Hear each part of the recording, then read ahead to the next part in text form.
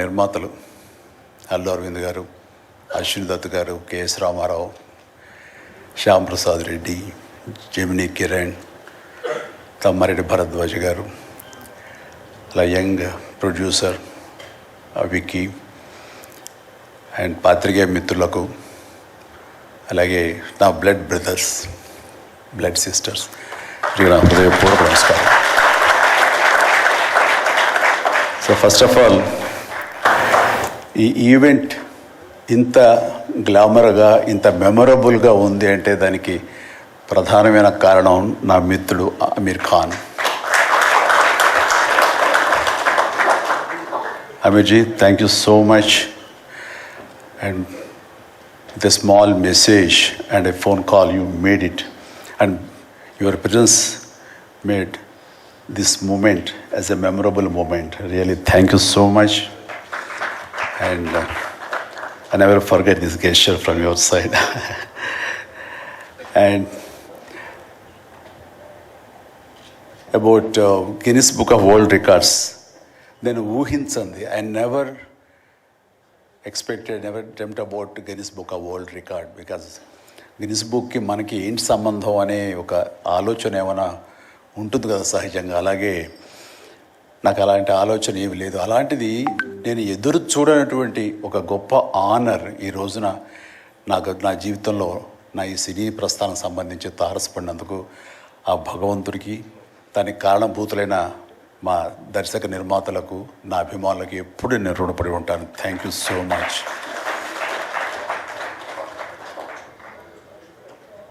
నాకు డ్యాన్సెస్ మీద, బహుశా నటన కంటే కూడా ముందు నుంచి కూడా డ్యాన్సెస్ మీద నాకున్నటువంటి ఇంట్రెస్ట్ ఈ రోజున ఈ అవార్డు వచ్చేలా చేసిందా అని నాకు అనిపిస్తుంటుంది. ఎందుకంటే ముందు నటనకి శ్రీకారం చుట్టే కంటే, ఓనమాలు దిద్దుకునే దానికంటే నేను ఫస్ట్ డ్యాన్స్కి నేను ఓనమాలు దిద్దానేమో అనిపిస్తుంటుంది. నా చిన్నప్పుడు మా చుట్టూ ఉండే వాళ్ళని ఎంటర్టైన్ చేయడం కోసంగా ఈవినింగ్ అయ్యేసరికి అప్పట్లో ఉండే వివిధ భారతి కానీ, లేకపోతే శ్రీలంక సిలోన్, రేడియో సిలోన్ కానీ, వీటిల్లో వచ్చే కొన్ని తెలుగు పాటలకి అదే మాకు source of inspiration. I mean recording songs అవి రావడానికి. అప్పుడు గ్రామ్ ఫోన్లు కానీ, టేప్ రికార్డులు కానీ ఇవన్నీ కూడా ఉండే పరిస్థితి కాదు ఆర్థికంగా. అలాంటి వారానికి ఒకసారి రేడియోలో ఎప్పుడు పాటలు వస్తాయా అని అందరూ ఎదురు చూసేవాళ్ళు. రాగానే శంకరబాబుని పిలవండి, డ్యాన్స్ వేస్తాడు, మనల్ని అలరిస్తాడు అని వాళ్ళందరూ ఉత్సాహంగా ఉంటే వాళ్ళ ఉత్సాహానికి నేను మరింత ప్రోత్సాహంగా తీసుకుని దాన్ని డ్యాన్స్లు వేస్తుండేవాడిని. అట్లాగా అవి డ్యాన్సులు అంటారా, బాడీ కదలిక అంటారా ఏమో తెలియదు, ఒక ఎనర్జీగా అవి ప్రజెంట్ చేయటం అనేది ఒక్కడే తెలుసు నాకు. 7th class, 6th class, 8th class ఆ ప్రాంతంలో. ఆ తర్వాత ఎన్సీసీలో చేరిన తర్వాత ఈవినింగ్ క్యాంప్ ఫైర్ టైంలో అందరూ ఎర్లీగా భోజనాలు కానిచ్చిన తర్వాత తిన్న 70 ప్లేట్లు మన అల్యూమినియం ప్లేట్స్, వాటిని తిరగేసి దరువులుగా డప్పులుగా వాయించుకుంటూ అప్పుడు కూడా డ్యాన్స్ వేస్తూ అందరిని ఎంటర్టైన్ చేస్తూ ఉండేవాడిని. ఆ రకంగా డ్యాన్స్ అనేది నాకు ఇష్టమైనటువంటి ఒక నా అంతర్భాగం అయిపోయింది.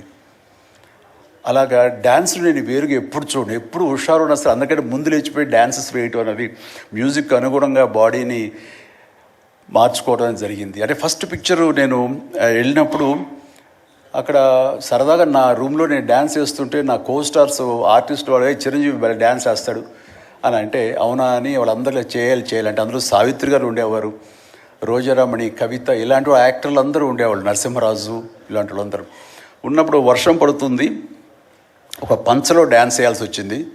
అది ఈస్ట్ గోదావరి రాజమండ్రి దగ్గర ఒక పల్లెటూళ్ళలో. ఆ పంచలో జల్లు పడుతూ కూడా మొత్తం తడితడిగా ఉండింది. అయినా సరే డ్యాన్స్ అడగడం పాపం ఎవరైనా సరే వెంటనే ఎలాంటి ఇన్హిబిషన్ లేకుండా చేయటం అనేది నాకు అలవాటు. అలాగే టేప్ రికార్డ్ డ్రాయింగ్ చేసి అప్పట్లో డ్యాన్స్ చేస్తున్నాను. మధ్యలో కాల్జర్ కింద పడిపోయాను.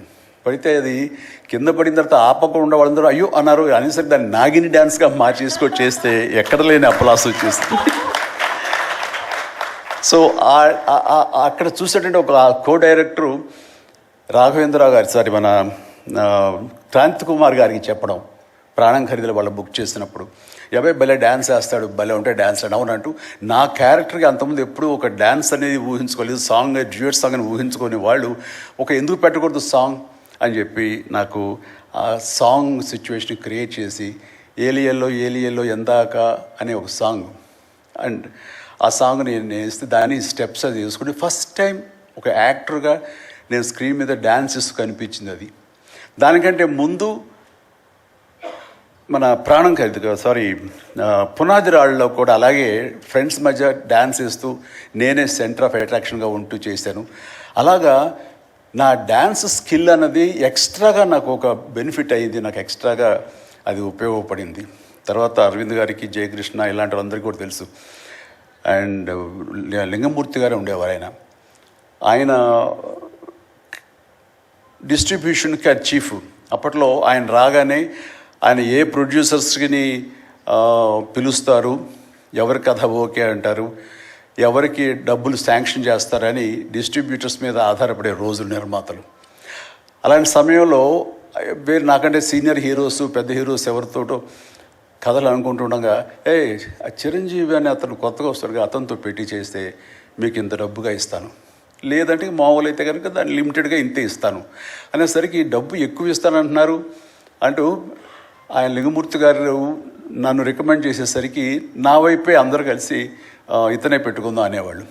అతను ఏంటంటే ప్రజానాడి, ఆడియన్స్ ఏమనుకుంటున్నారు, ఆడియన్స్ ఇతను సాంగ్స్ కోసంగా పదే సినిమాలకు వస్తున్నారు, ఇలాంటి వాడితో సినిమాలు తీస్తే మనకి 4 డబ్బులు వస్తాయి కదా, కమర్షియల్గా వైబుల్గా ఉంటుందని ఉద్దేశంతో ఆయన ఆ రకంగా అప్పట్లో నా ప్రొడ్యూసర్తో అనడం, అండ్ వాళ్ళు కూడా నన్ను ఆప్ చేయటం నాకు ఆ రకంగా డ్యాన్సెస్ అనేది ఒక ఎడ్జిని తీసుకొచ్చింది.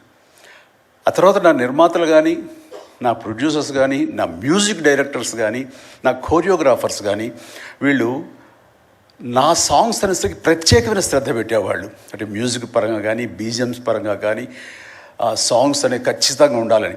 దత్తు గారితో నాకు ఎప్పుడు దెబ్బలాటాయి.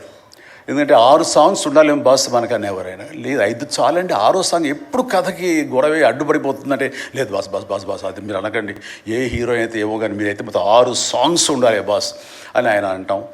సో 6వ సాంగ్ని ఏ రకంగా ఒప్పించడం. అలాగే అల్లు అరవింద్ గారు లాస్ట్కి వచ్చేసరికి అత్తగేముడు అమ్మాయి మూడు సాంగే సిచ్యువేషన్ లేదు అక్కడ. అలాంటి చోట ఒక డబ్బు మీద ఒక సాంగ్ను ఆయన క్రియేట్ చేసుకుని అప్పుడు డైరెక్టర్ గారితో కోదండరామరెడ్డి గారు వీళ్ళందరూ కలిపి అనుకుని అత్తగిమ్ముడు అమ్మాయికి మొగుల్లో ఒక సాంగ్ను బలవంతంగా పెట్టాడు అక్కడ. ఆ టైంకి అది బలవంతంగా ఉంటుంది, కథ డిస్టర్బెన్స్ ఉంటుంది, కానీ సాంగ్స్ ఒక ఎడ్జి తీసుకుంటాయి. సాంగ్స్కి స్పెషల్ ఆడియన్స్ ఉన్నారు. ఆ ఆడియన్స్ సాంగ్స్ మళ్ళీ రిపీట్ చేసేవాళ్ళు. అప్పట్లో ప్రొజెక్టర్ ఆఫ్ చేసి మళ్ళీ రీప్లే చేసేవాళ్ళు. ఆ రకంగా సాంగ్స్ యొక్క ప్రత్యేకత నా జీవితంలో, నా సినీ కెరీర్లో, నా యొక్క విజయ పరంపరలు అది ఒక అంతర్భాగం అయిపోయింది. ఆ రకంగా సాంగ్స్ అనేది ఏదో సరదాగా హాబీగా చిన్నప్పుడు మొదలుపెట్టింది. అది ఈ రోజు వరకు నాకు విపరీతమైన ఫ్యాన్స్ని తీసుకొచ్చి డ్యాన్సెస్ అంటే చిరంజీవి చేయాలి అన్నంత పేరు తీసుకొచ్చి నాకు ఈ రోజు ఇదిగో ఈ Guinness book of world records నాకు తీసుకొచ్చేలాగా